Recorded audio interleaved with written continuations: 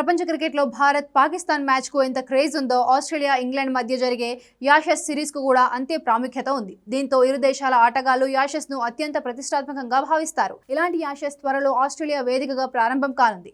తాజాగా Ashes test సిరీస్లో తొలి మ్యాచ్ కోసం ఆస్ట్రేలియా క్రికెట్ బోర్డు తమ జట్టును ప్రకటించింది.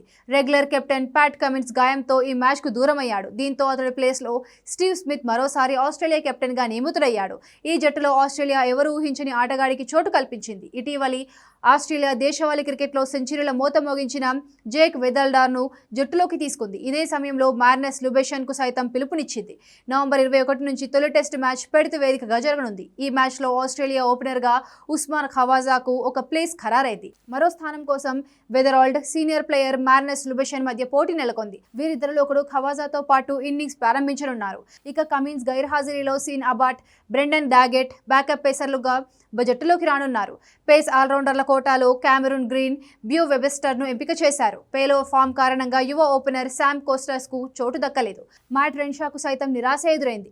ప్రధానంగా పేసర్లు జోష్ హేజెల్వుడ్, మిచెల్ స్టార్క్, స్కాట్ బోలాండ్ తుది జట్టులో ఉండడం ఖాయమే. వారితో పాటు నాథన్ లైన్ ఏకైక స్పిన్నర్గా తుది జట్టులోకి వస్తాడు. మరోవైపు యాషెస్ సిరీస్ కోసం 2 నెలల క్రితమే ఇంగ్లాండ్ జట్టును ప్రకటించింది. గాయంతో బాధపడుతున్నప్పటికీ బెన్ స్టోక్స్ను ఇంగ్లాండ్ ఎంపిక చేసి సారథిగా ప్రకటించింది. హ్యారీ బ్రూక్కు వైస్ కెప్టెన్సీ అప్పగించింది. ఇక ఇటీవల ముగిసిన ఆండర్సన్ టెండూల్కర్ ట్రోఫీలో సత్తా చాటిన పలువురు ఆటగాళ్లకు సైతం యాషెస్ సిరీస్ కోసం ఎంపిక చేసిన జట్టులో చోటు దక్కింది.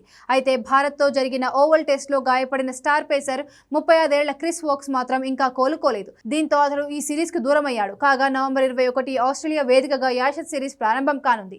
ఇప్పటి వరకు ఆస్ట్రేలియా గడ్డపై విజేతగా నిలవని ఇంగ్లాండ్ ఈసారి రికార్డు తిరగరాయాలని పట్టుదలతో ఉంది.